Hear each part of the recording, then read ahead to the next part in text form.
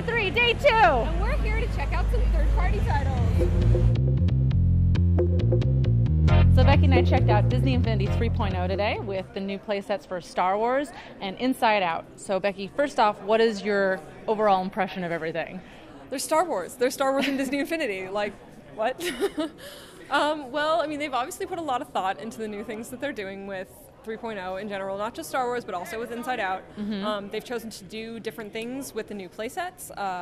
For example, like Inside Out is actually now less focused on just melee combat like a lot of the other playsets are, but this one's actually much more of a puzzle platformer, actually. You know, it's a lot of teamwork. Each of the Inside Out characters have their own special abilities that you actually have to use in order to get anywhere in the game. You know, okay. For example, we tested out the demo and we got to play Sadness.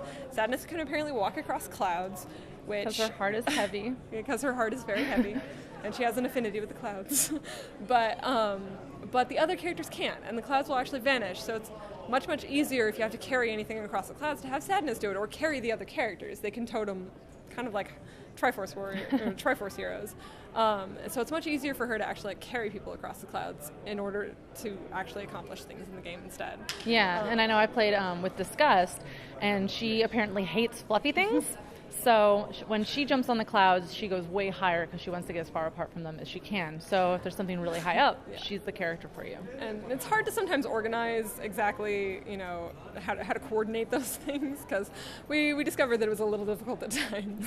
And they've done a lot more new things with the Star Wars platforming too. The Twilight of the Republic is much more of the melee combat that we know and love, versus the Rise Against the Empire is much more about vehicle movement and space travel and stuff.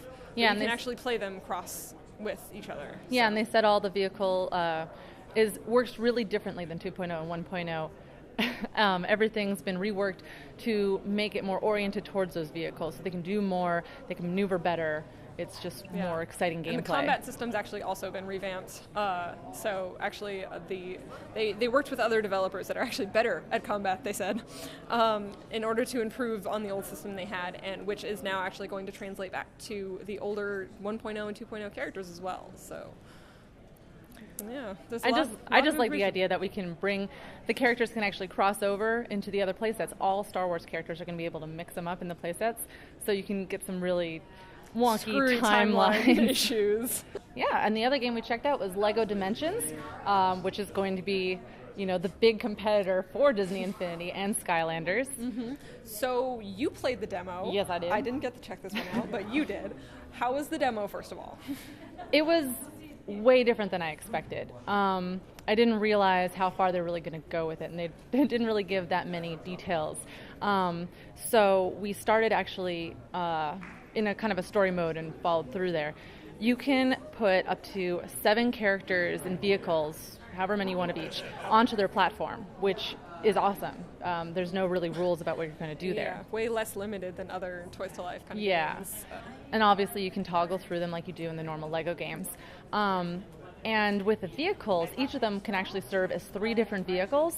So you can go into the main area and follow instructions on the screen that will tell you, like the manuals you get in your Lego boxes, how to make step-by-step each different vehicle and transform it so you get more abilities throughout the game.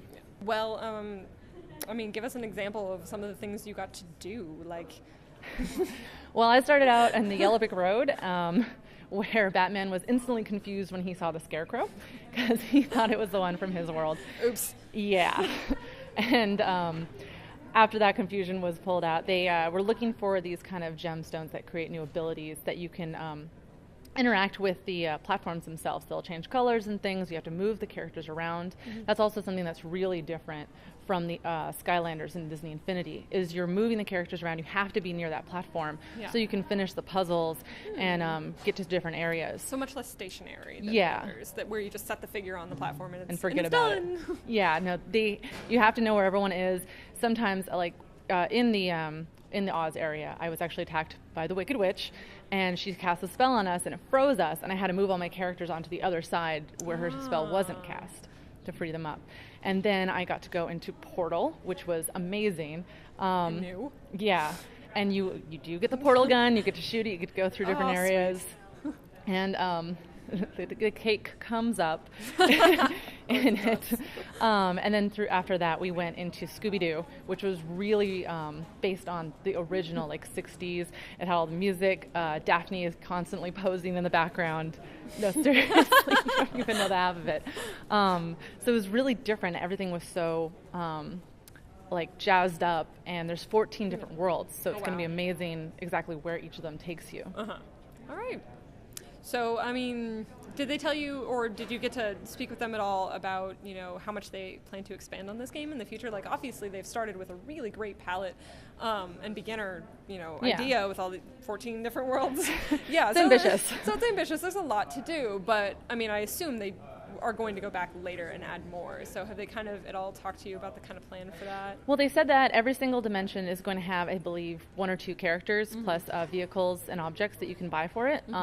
Those won't be required for each of those areas, but it's going to be required to be able to get all the extra little goodies and things throughout. And on top of that, the platform is not going to change year by year. When they start releasing new LEGO Dimensions games, they're not going to have you go and buy a whole new platform. It's going to keep being compatible, and they can keep building off of it. That's good.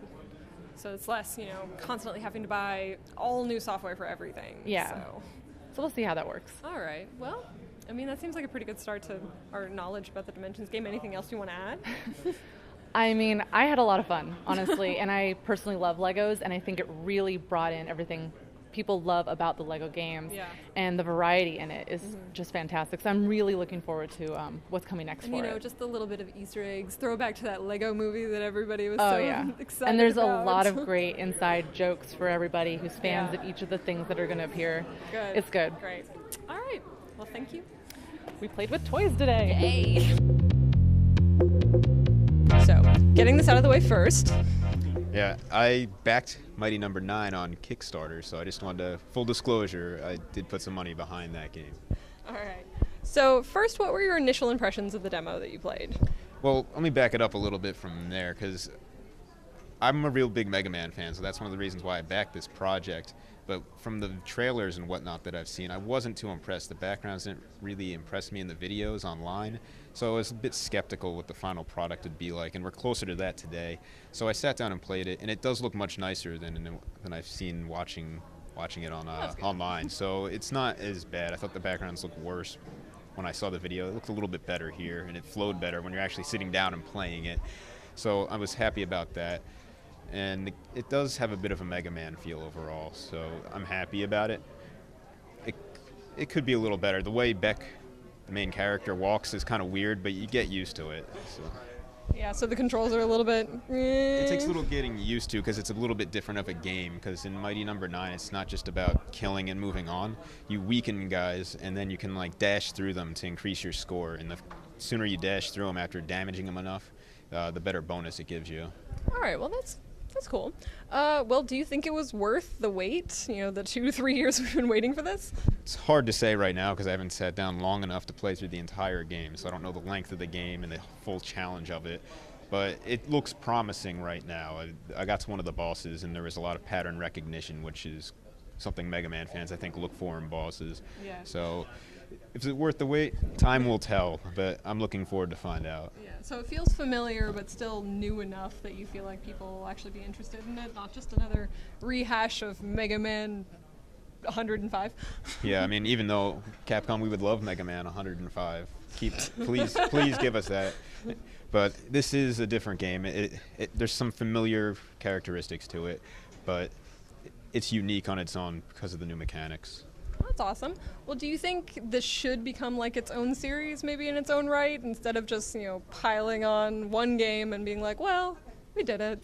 All right. I'd like to play the full final version, and then I'd give you my thoughts on that. It's a little too early, but we'll see what happens. All right. Well, that's our talk back on Mighty Number 9. Guys, look for it coming out soon, and if you're here at E3, feel free to go and demo it and see what you think. All right, hi, we're back for E3 Day 2 and another round of question and answer. We got quite a few good questions today, so we'll just jump right in. Ash asks, does the Zelda Triforce game have download play, or will you need a few copies for the multiplayer? Actually, it does have download play, so you're not going to need to buy multiple copies of the game in order to play with your friends. Perfect. All right, and we have eJamer asks, are the Amiibo figures for Animal Crossing Amiibo Festival smaller than the others we've seen, or was that just my imagination? They are not smaller, actually. She's just shorter because the villager and everybody's always a little stout. She's We have a Isabel. picture. All right, and our next question is from Chris. Chris asks, what is the connection between Xenoblade Chronicles X and the previous Xenoblade? Actually, it's still unclear, but we do know it is not a direct sequel. And Megan asks, will Disney Infinity 3.0 get characters and quests from the new Star Wars films? Yes, they actually will. They're going to be releasing another playset called The Force Awakens when the film comes out. And we have another question from eJamer. Said, which male NWR staffer would make the best booth babe? We voted. Yeah, we voted. It was really close, but it's definitely Neil. He has a winning personality and an award-winning smile. And I have no idea where I am on this. right here. And Chris with a Y asks, How does single-player and Zelda Triforce Heroes work? we didn't actually get to try this out in the demo. They only had multiplayer, but the popular theory is that you're either going to have AIs that you have to totem with, or it's going to be dolls that you pretty much have to cart around, just like in Four Swords Adventures. And Addison asks, how does the new Mario Tennis feel compared to the N64 game? Pretty much the same, but sometimes even worse. We heard reports from some of our staff members that the controls, they were pretty much negligible as far as the difference. The game itself felt the same until you got the giant mushroom, and then the controls went out of whack, and your hitbox and stuff was kind of not really calibrated well, so We'll see if that gets fixed. hopefully. So thank you for sending in your questions. We have a ton more we weren't able to answer. We may do a rapid fire round if we have a lot more, so keep them watching. coming. You can send in your questions at #AskNWR or click below to find out more information. All right, and that's all we have for today, so see you guys tomorrow.